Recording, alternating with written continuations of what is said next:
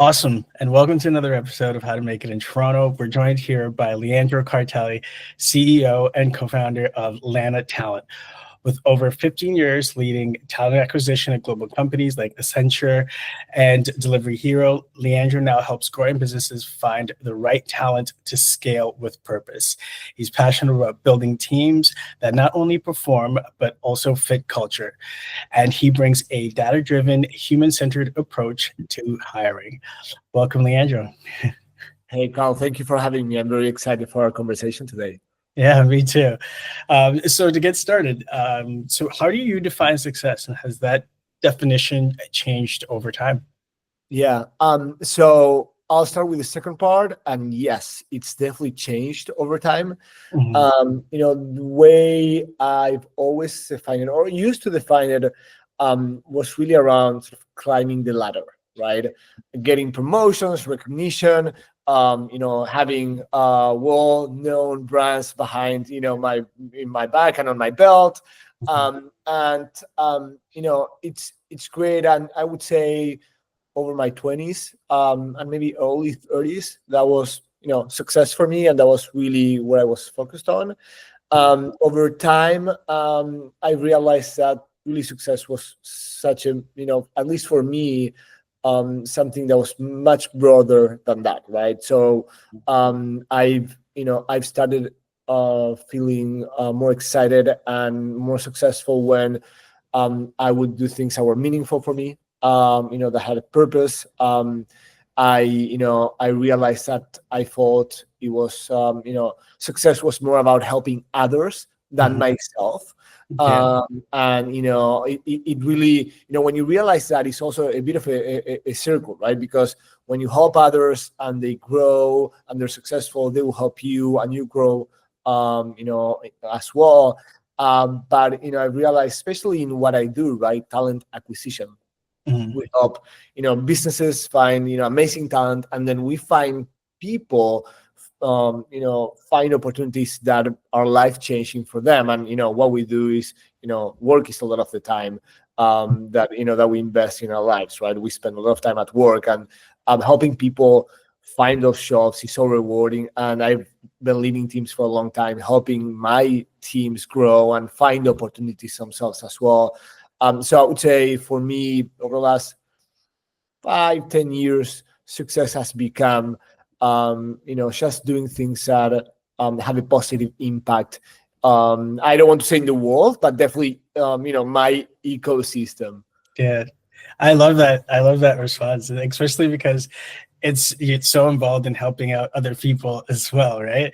And so you have the goal of obviously you achieving it and hitting your goals, but at the same time, it's kind of like a double reward because you're actually helping people find, hopefully their dream role, which is really cool. Absolutely. And I think it's a feedback loop, right? When you do good things happen to you, right? It's tricky because it's not doing good because you want to get something back, right? Yeah. But it happens anyways, right? And I think when you have that spirit and that intention, then that's really rewarding. Even if nothing comes back, it doesn't matter because you get that reward. Yeah, and I totally believe that, and that's something I'm starting to understand more and more, just based on the fact that the more people you serve, and as you're saying, you put more good out there, so the more opportunity does come following that.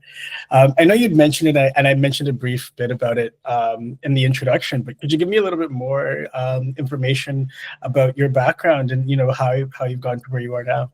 Yeah, so my entire career has been about talent, specifically talent acquisition. So, I've worked at companies like Accenture, Boehringer Ingelheim, which is one of the biggest pharmaceutical companies in the world. At tech companies, scale ups like PedidosYa. PedidosYa, for people that it's a Latin American based company, but it's sort of your Uber Eats type company in Latin America. And so in those companies, I've always worked, in designing and executing talent attraction strategies, right? So, helping them build engines that can help them go to the market and position themselves with the right talent, and then engage them, open a conversation, and bring them on board, right? And I think, there's been a lot that I've done, right? So I always think about my journey was very interesting because your typical the typical people that grow in talent acquisition, they go through, being recruiters, and then, team leads, and then you manage a function, and sort of that sort of more straightforward path. And I was very lucky to have roles that were, regional, global, delivery, project management, very close to the business, very close to operations. So I've done, a lot of different things in the function, and had the opportunity to build TA functions from scratch, right? And I've been in different industries. I've also done staffing, which is, actually why I started my business today, right? So about 2 years after doing 15 years in the corporate world, I decided to move to the staffing side. And basically, the feeling that I got is there's a huge opportunity to build all of the experience and expertise that I've, acquired during my time in-house, but to other companies, especially smaller businesses, right? Because if you're a small business, a startup, and you want to bring great talent, if you want to hire a corn fairy to do it, it's going to be super expensive. You're not going to do it, right? And so my thinking was, after doing this for such a long time, leading teams, understanding, what the needs are for a company, bring that to smaller businesses and make it accessible for them, right? Especially trying to push the amazing talent we have in Latin America to the world. Yeah. And that's where I'm at today, right? I founded Lana Talent about a year ago to do that, and it's been an exciting journey. And I'm a very big promoter of investing the time and the effort in these processes, right? Because it's not only important for companies, it's important for people. Yeah. Bad hiring decisions are especially bad for the individual that joins a company, right? Yeah. And this is something I wanted to definitely take from this and understand. So, and it's kind of based around how you got started. So obviously there's human resources, there's talent acquisition, as you mentioned, like staffing and recruitment. Is there a distinct difference in how these roles intertwine in a business? Yeah, so I would say, typically, and this really depends on, it always depends on the scale of the companies and the businesses and the stage at which they're at, right? So, what I would say is, I'm generalizing a little bit, but when you think about HR or people functions, they're or they should be, right? Because they many times and still today are considered as an operational function, right? They're many times not giving a seat on the table.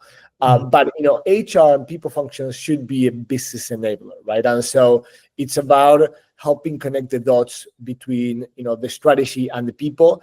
And when it's done right, it helps drive growth. Having the right culture drives innovation, collaboration, and engagement. We know that then translates into performance and higher revenue. And so, people and HR functions are all about that, right? And that's through different things, right? Not only hiring and talent acquisition, but through development, retention, payroll strategies. There's a lot of components to that, right?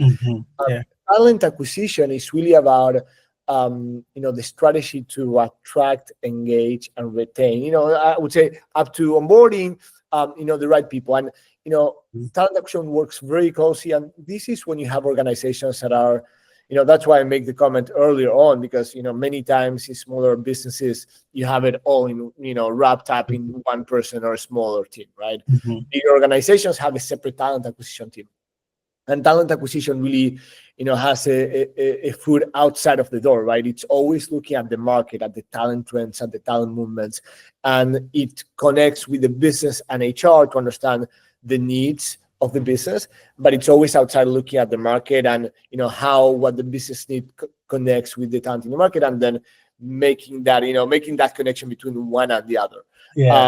But it's, I would say, one of the biggest difference I've seen between talent acquisition and staffing, because when you think about staffing is, an external partner that comes in to help you find talent. But for any reason you can't, right? Either you have high demand and you need some help, or maybe you just don't have the structure, right? You're growing and you don't have the right structure internally, so you need support externally. There's many reasons for that, right? And I think the biggest difference I have seen is that internal talent acquisition teams are a lot closer to the business, right? And so they really understand the nuances of the need of the business leaders and what what the right cultural fit is, and a lot of components are. Staffing businesses come in for maybe one or multiple openings, but they come from outside, and so they many times have really good understanding of the market, but not such deep understanding of the company. And so that's also why I started Lana Talent. I was seeing on the staffing side that it was more of looking to complete a checklist of skills, hard skills, right? Oh, I need a marketing manager, so they need all these 10 skills. I turn to the market and then check. But that person might not, even if they have the entire checklist, they might not be the right fit for the business because they're not a good cultural fit. Or I'm lately talking a lot about cultural add, because sometimes people get confused cultural fit with finding someone that's a lookalike. And that's not cultural fit, right? That's just looking for someone that's similar to you because you like yourself, maybe. But cultural add is finding someone that will add incremental value to your company, to your business, will complement your style and bring new skills. And so this is something that I didn't see happening on the staffing side, and I had done for 15 years in the corporate world. And that's why I moved to the staffing side, which is basically we want to bring that value as well. We want to understand the culture, the style, and how to bring that type of talent to a business. But that's really the biggest difference. It's not easy though, right? Because you need, on the other side, a business that's committed to have the conversation and go deeper into that. And many times businesses just want to go fast and don't invest the time in having that conversation, which is, sometimes part of big problem in finding talent or the right talent. But I would say that's the biggest, those are the biggest differences. But they're super intertwined, right? Because again, if you're a smaller company, you have 1, 2, or a handful of people within HR, they do everything. Yes, if you're a massive company like, when I worked at Accenture, you had hundreds and hundreds of recruiters and talent acquisition professionals on one side, and then, a people function that was huge or is huge, and they work together, but they're different functions. Yeah, no, that's great, because I was really trying to understand how, each of the different functions. And I think you gave such a great explanation of, what each function does, but how they all coexist. And I think it's certainly important for people to understand and distinguish the difference, because, people can be going for different aspects, or a business leader can be looking for the different aspects within the roles. So this would be more a question centered around if someone wanted to follow it in your footsteps, and potentially, build a business such as yours. How did you get started, and was the goal to, obviously always work in maybe more, I guess, talent focused, where you're actually looking for talent from an internal aspect, understanding the market. So how did you get started and then start to build that network and everything moving forward? Yeah, so it's funny. I talked to a lot of people in talent acquisition, and 95% of the times they told me the same, which is what happened to me. They didn't choose talent acquisition; it just happened, right? And that's what happened to me. So I was 23, and I got a call from Accenture that they were starting a service hub in Buenos Aires to support globally different functions. And so I lived for 1 year in the Netherlands. I did a student exchange program when I was young, and so I learned Dutch. Back then, I don't speak it anymore, unfortunately, but I did back in the day. And they were looking for people that that could speak Dutch and do recruiting for the Netherlands. Yeah. And for me, it was more of, well, what an amazing opportunity being 23 to join a company like Accenture, right? And I said yes immediately. And so that's how I got started. And slowly, I've always been very process-driven, data-driven, and looking at how things could be more efficient and optimized. And this is something that happens a lot in talent acquisition. And so initially, I started liking talent acquisition and recruiting because of that. I had the opportunity to build processes, think about how to optimize the way it flowed and collaboration, and how to automate, how to look at data to improve the processes. And then little by little, I started looking at the other part of talent acquisition, which was the people, right? And it just, I would say, something that was a bit black and white for me. It gained so much color, and that's how I started to expand my career. I would say, again, it was very, very, very much by chance that I started talent acquisition. But I would say the following, right? So anyone that talent acquisition tends to be a gateway for people that wants to start a career in HR and people.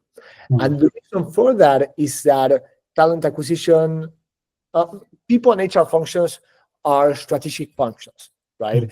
Talent acquisition is both a very strategic function and also a delivery function. And since it is a delivery function, it tends to have bigger scale, right? Teams are much larger. And there is, big structures where you have junior, senior people. And when people start many times in HR, they start in talent acquisition because you have these junior roles, in operations for talent acquisition, or, maybe sourcers that focus on hunting talent, and they collaborate with senior recruiters and talent acquisition specialists. And so it's a bit of a gateway. There's a lot of people that, use it that way to get to HR. A lot of people just like talent acquisition, and so they go in that direction.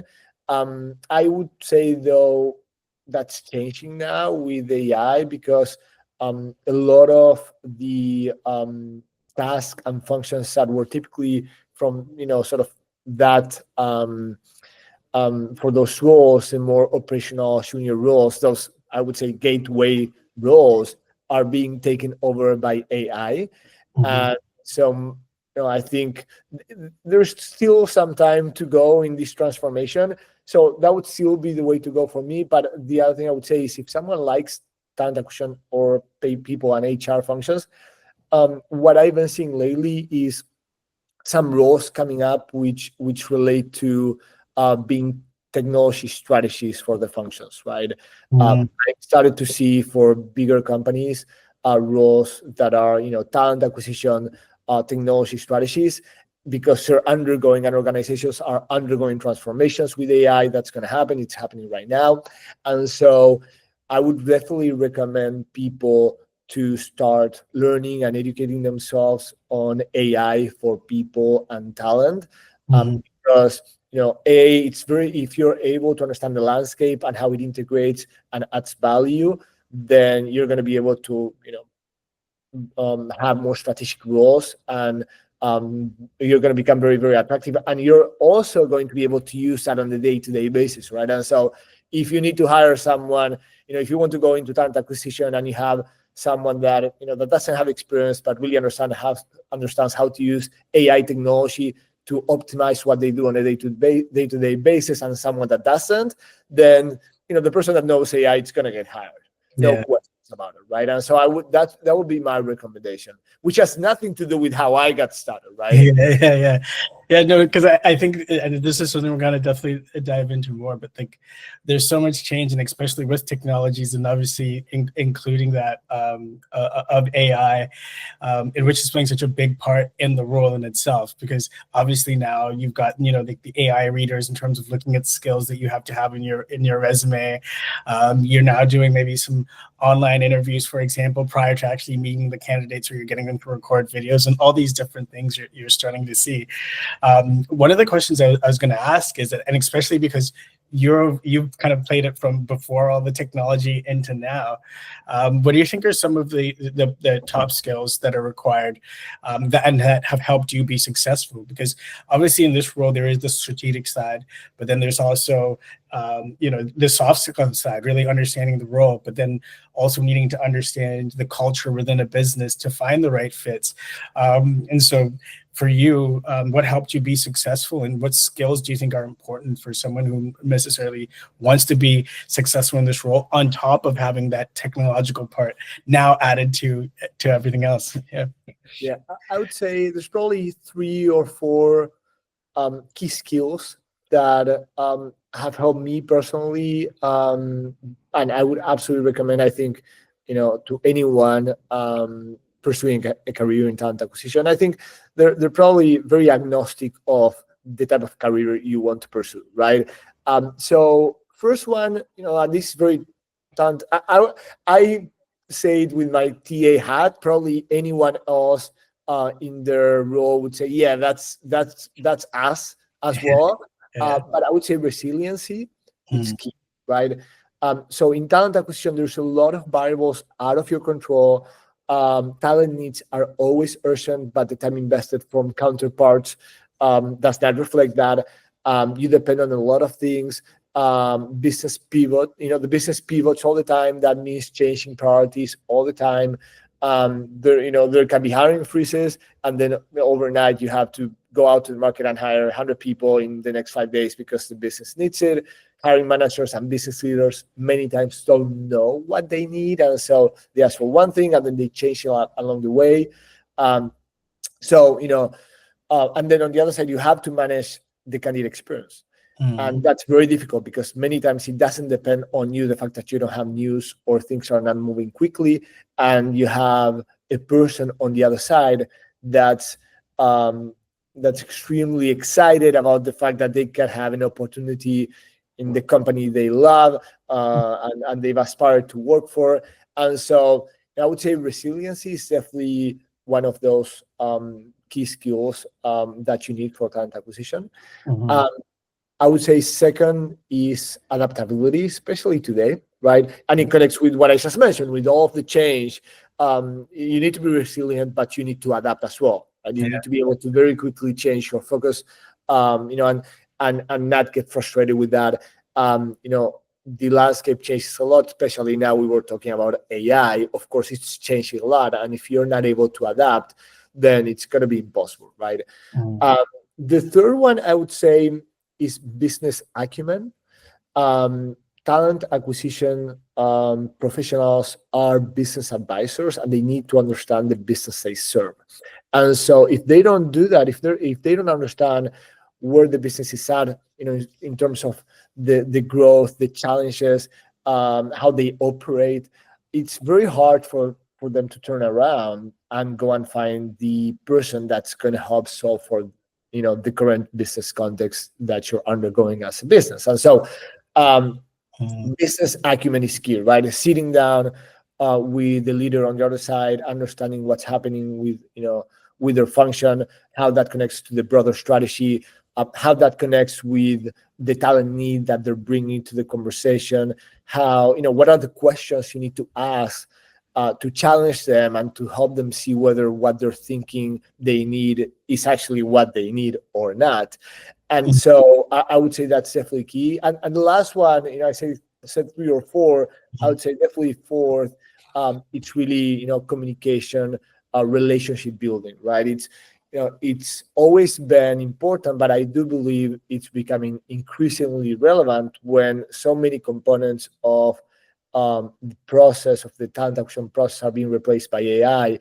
Being able to build relationships with the leaders, with the talent in the market, that's key, right? Being able to communicate assertively, it's key because that also helps drive consensus, and so that's going to be super, super relevant, especially in a process that's so important like hiring, right? I don't know. I've talked to a few people, and lately the question is so common, like, will talent acquisition be fully replaced by AI? And I think many of us think about that in our functions, right? And the answer is I don't know, if you ask me, but what I would definitely say is I hope not completely. I definitely hope there's a combination, right? I think it needs to happen. It's important and it's super valuable for everyone.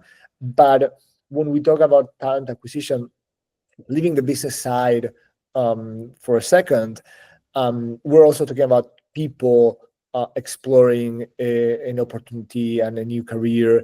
and it really matters, right? And if you don't have the person involved in that process, I think there's so much being lost.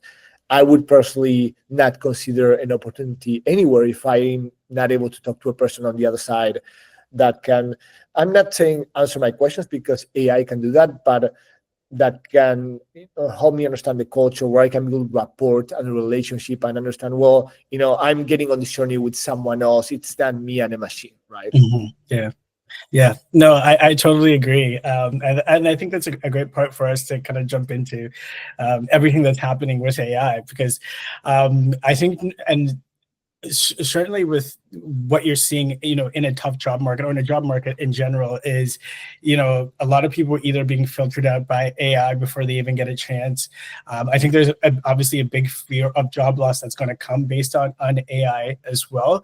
And obviously in any role, and certainly when it comes to a job, which is like your way of making a living, it's important to be able to connect with someone and really understand that role. And I think, as you mentioned correctly, AI isn't quite there yet in terms of really being able to understand things like soft skills, or you may find someone with great either experience or a great skill set, but they may not be a good fit in a certain company, just because maybe people operate a little bit differently. Maybe it's a little bit more laissez-faire, or in some places they're a little bit more fast-paced and hard, and you wouldn't fit in with the way you operate into that place.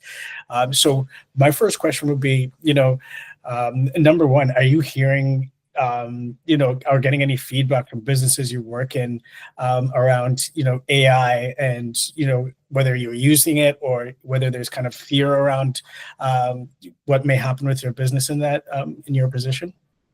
Yeah, so I mean, absolutely, right? Everyone is talking about it. And you hear different things, right? So we are using AI in different parts of our process. So places like hunting talent, right? You can grab a job description, throw it in there, and it's going to go out there, review your database, review LinkedIn, and it's going to recommend individuals that are fit for the skills you're looking for, right? That's on paper, but it does save a lot of time, right? Then there's other things like interview scheduling. So what we're seeing, I would say, first is a lot of the operational work being taken over by AI, which is optimizing how teams operate.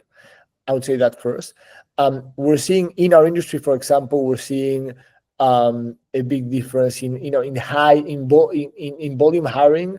We're seeing, for example, retail. There's a lot of technology that's being used to assess that, right? So there is tools like Paradox in the market, and it's a tool that it's conversational. It's going to call hundreds of people, and it's going to have a short conversation, and it's going to come back and say, hey, these are the people that meet the requirements, right? Because again, you assess different things, right?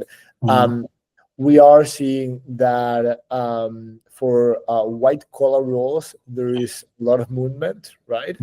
And that's also interesting. We're definitely not seeing AI replace certain components of the process, at least yet. Right? You still have people involved, having conversations and running interviews.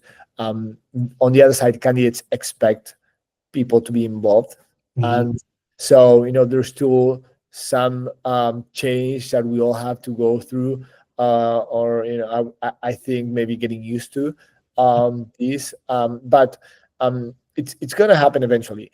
I think there's concern. I wouldn't say that I'm personally also not concerned, because we really don't know where it's going to go. I think it really depends on all of us how we use it. I am hearing a lot of leaders in this industry and others that are very conscious of the fact that it needs to be integrated on top of the human work, right? Yeah, exactly. And so we're seeing a lot of that. I was seeing a report from the World Economic Forum that was saying that 50% of the workforce will need to be reskilled. Right? That's half of the people. That's a lot. but there is more and more. The pace of change is super fast. I remember about a year ago there were a lot of jobs for AI prompt engineers, right? Mm. And for the last 3 to 6 Wow. months, maybe that disappeared because now it's the AI that's building the prompts, and Mm. so that's the pace of change that we have in today's world with AI. So I think people a lot of times are catching up. The speed of transformation, it's really not always subject to the technology, but to our ability to undergo that transformation. Mhm. And so I think we're seeing a lot of business leaders and companies going fast, but also trying to make strategic decisions on how, in terms of how they're going to make that change. Mhm. And I would say, yes, there's definitely concern, right? But there's also a lot of optimistic perspectives out there. There's a lot of people that are using it and are gaining a lot of productivity and are having a bigger impact. And there's a lot of people that are creating new careers and new businesses. And that's, I think, something that's very unique and very valuable and super exciting.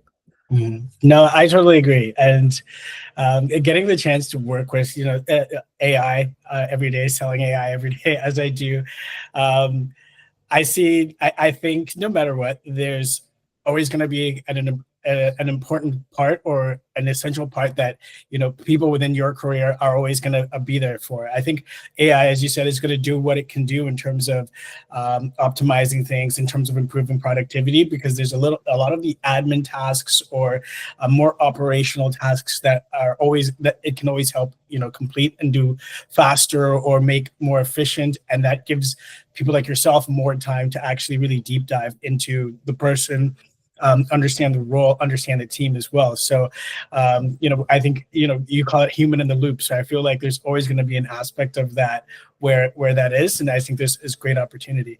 But I'd love to ask, and, get some tidbits from you in regards to if you were someone, obviously, maybe right now looking for a job, what are some ways that they could potentially stand out, especially in the field? Like, for example, I know with LinkedIn does it, and a lot of recruiters do it, use any keywords that, AI will recognize, or people who are in a job search, and there's a lot of AI heavy tools that are kind of screening them. Is there any ways for them to really kind of stand out, and any tips you could share? Yeah. Yeah. So and I would say there's AI on both ends, right?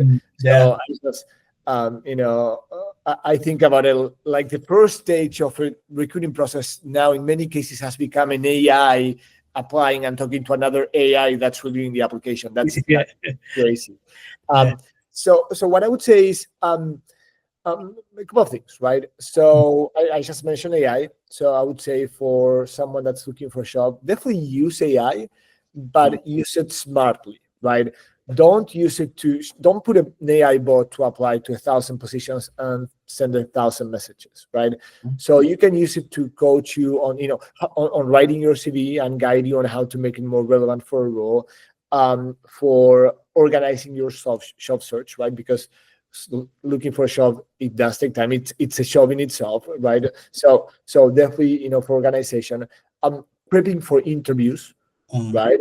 You can use it as a coach for prepping for an interview, and you can put it on the place of the interviewer and just do a play role, which is something I would absolutely recommend anyone going to an interview do the play role, right? And do it with AI. Just prompt it like you're a business leader in this function, in finance, at Google, in San Francisco, and you're looking for this job description. Can you do a play role with me? You're the interviewer, I'm the candidate, and please, take notes and give me tips on how can I improve, my position and my communication and whatever you want to improve. And so, you can use it for that, right? Which is amazing. And so definitely use AI to get to be able to capitalize on the opportunities that you get, right? That would be first. It wouldn't actually be first, right? Because that's when you get a food, that's for writing applications and CVs. And then for the interview, I would say before that also, customize the approach, right? So there's a lot of, I would say, spray and pray, like, people applying for everything and anything. Yeah. Make sure that you apply to the right, not only to the right role, but the right company. Mhm. That's a big difference. If you and there's, I always say, culture is a funny thing in the sense that not every culture is for every person, and not every person is for every culture, right? And so I've gone through a few. I've worked at Accenture, Mhm. hundreds of thousands of people, right? It's a huge company, and I've now on the other side of that spectrum, I started my own business and I'm an entrepreneur. Mhm. And so, I personally enjoyed those differences, and I try to capture everything from each opportunity. But it's definitely not easy, right? Because you have some natural styles and tendencies that are better fit for different things. And so, make sure that you consider that when you apply to a job. The other one is, and maybe even the most important one, network. Mhm. I would say you can say network like your next job depends on that, and Yeah. it really does depend on that, right? So you said it, Carl, when you have so many people applying for a job, AI filtering out, recruiters have, you don't only have the AI filtering, but recruiters and people in talent acquisition have a certain bandwidth, right? They cannot go through hundreds of applications, and so they review ideally the ones that are a better fit for the role quickly, and then they move them through, and then they also have to work out the roles, and it's not possible to meet everyone or interview everyone, and so many times the ability to get in front of a recruiter or get yourself in a conversation is whether you have someone in your network that can help you with an introduction or a referral, right? And so I would say network, connect with people, and give and share value as well. That's going to make a big difference. I've always been a fan of, I actually led the global referral program at Accenture. Mhm. And I'm a big believer in that because many times, so for the most part, and data, backs me up on this, um, people that are referred to a company and hired, they perform better, they stay longer, they have higher engagement because the person that referred them knows the company, knows the person, and it's connecting the dots in the right way. And so, and companies and businesses value candidates that come through, as referrals from their own people, Mhm. and they have they're much closer to the problem, much closer to the hiring manager. And so networking and building relationships, it's key. If you want to get a job in a specific company, connect with people in that company, try to build relationships. That's really, I would say, the most important recommendation I would have for anyone that's looking for a job. Awesome. I think those are some great tips that we're going to be walking away from, and that anyone can use. Okay, let's jump into. Can you tell us some more about Lana Talent? How did the idea come about? And what problem are you trying to solve as a company? How are you helping young businesses or entrepreneurs and people find the right roles? Yeah. So I think when I think about Lana Talent, the way I think about it is we try to bring the quality of delivery in talent acquisition and the expertise from the top companies in the world, but for smaller businesses, right? And so I worked at Accenture, I worked at Boehringer Ingelheim, one of the top pharmaceutical companies. My co-founders, they worked at different, big companies within the HR function. And so what we want to do is bring that for these businesses that cannot access that, right? Because let's not kid ourselves, the tickets are not very low if you want to hire Corn Ferry or Spencer Stewart or any of them, right? And so we want to bring that quality and that value to smaller businesses that typically don't have access to that. And what the reason for this is when after 15 years doing it, I moved to the staffing side. I moved to a small startup first before kicking off my own business.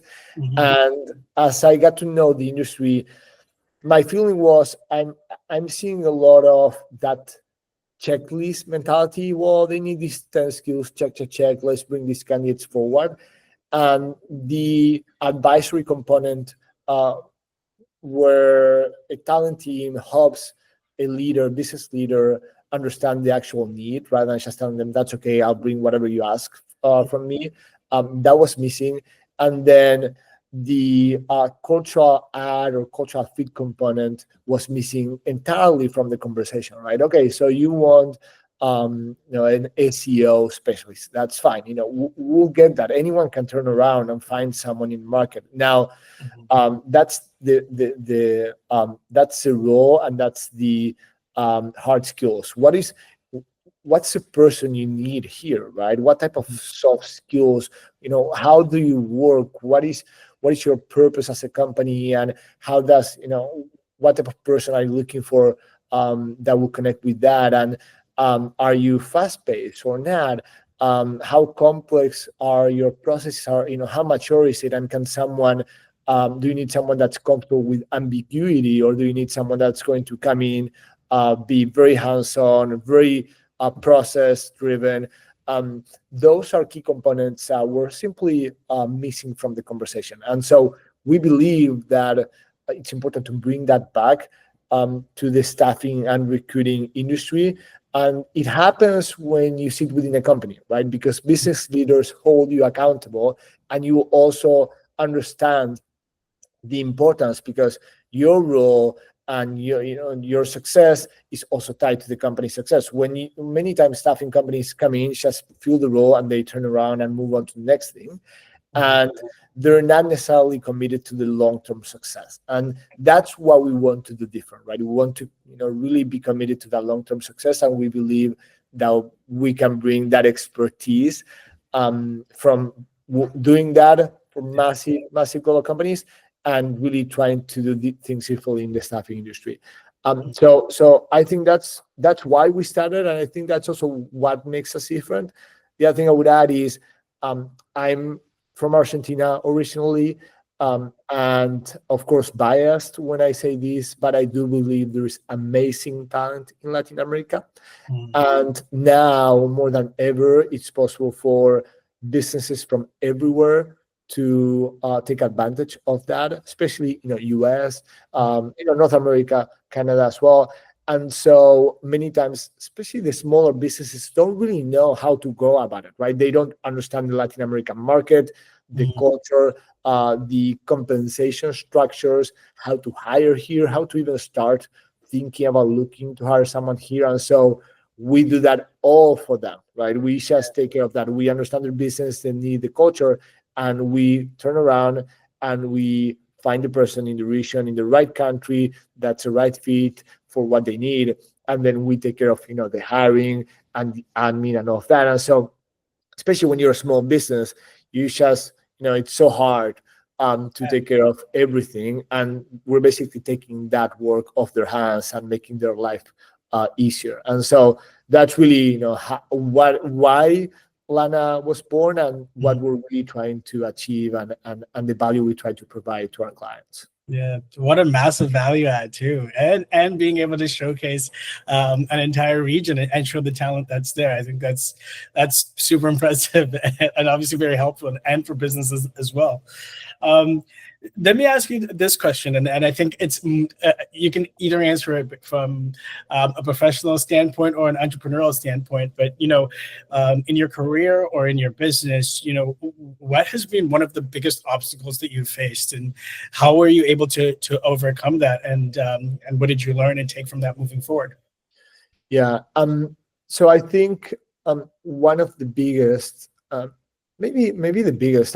It's hard, right? Because it's been so many years, but it's definitely the most recent one. And I by the way, I think I'm still sort of going through that. Is moving from an entire career working with really big names.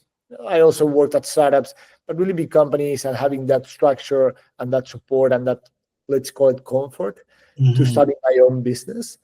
I think that's really the biggest challenge, because everything depends on you, right?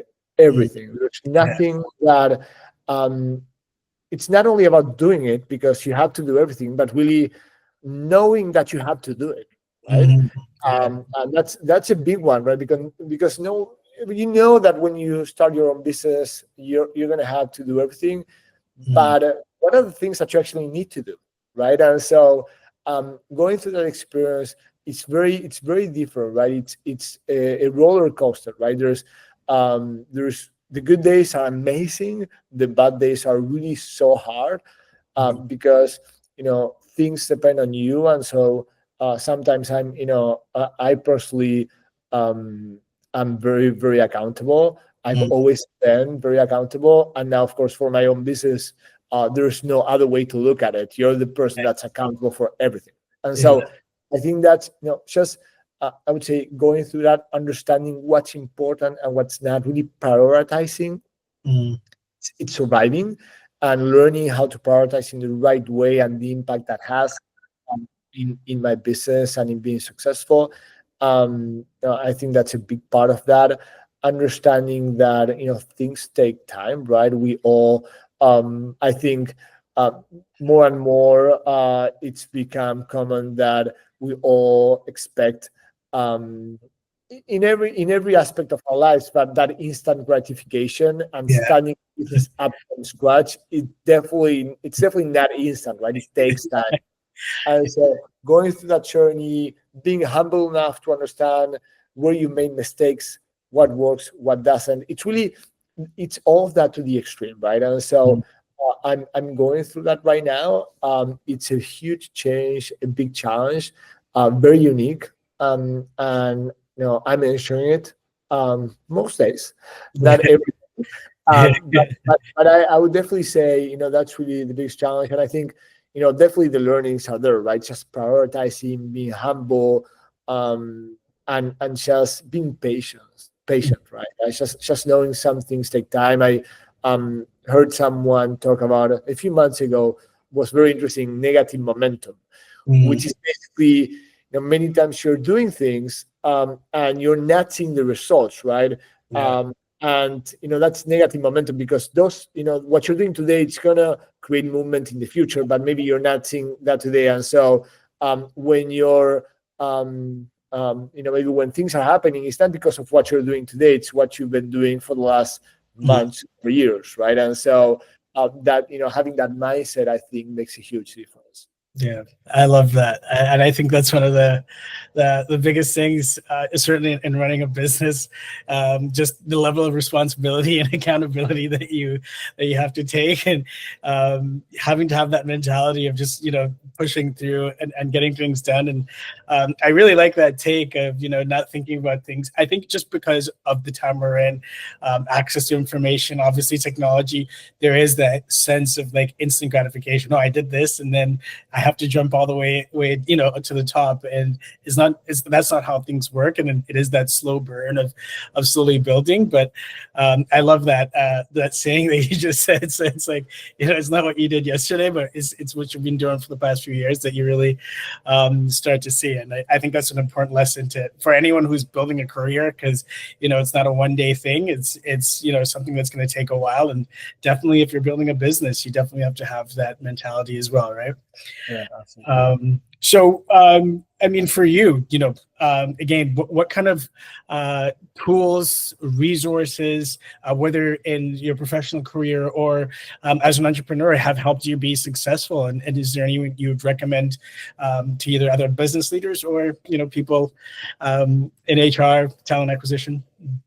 Yeah, so I'd say. So I would say in terms of resource, it's funny to say this is a resource, but and we've talked about this a little bit. Just capitalizing on your network, learning from others, having many conversations with people in the industry you're at, and other industries, other roles, right? So I've I've learned so much from conversations with, with leaders, with, leaders in other areas, with leaders in my, in my space as well, with people in different industries doing what I'm doing. I think, going to events, connecting with, I try to connect with people on a regular basis that are in talent acquisition, just to have a conversation. People that I don't know, I reach out on LinkedIn. I'm like, hey, I'm doing TA, you're doing TA, let's talk, right? And I try to do that very often. So I would definitely recommend that. That's something that I personally enjoy, and I think it's fun, but you take a lot of learnings from it, right?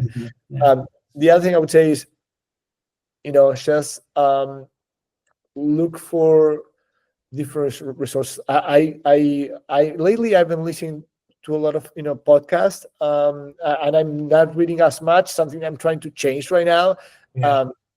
I used to read a lot more, and when I say read, I do some books, business books. I read a lot about business culture, everything that's on the talent topic. That I try to look for businesses from people I respect and that have gone through experiences. The one that I can mention, I actually finished a few weeks ago, is No Rules from Reed Hastings, former CHRO from Netflix. It's just so good. And then but lately I'm listening to a lot of podcasts, right? And so I actually I've been listening to a lot of podcasts on the topic of neuroscience. There's one that's called Modern Wisdom. They talk about a lot of things, but they also talk a lot about neuroscience. And they also bring a professor on the one side, professors from Harvard, and then on the other side, business leaders and entrepreneurs, and all everything in between, right? And so I've been listening to a lot of podcasts, so I would definitely recommend. I actually did this exercise a few days ago. I was thinking about my next book. I went on ChatGPT. I mentioned what I was looking for and 10 books that I liked, and asked for recommendations. And it's as simple as that. Yeah, no, that's really smart.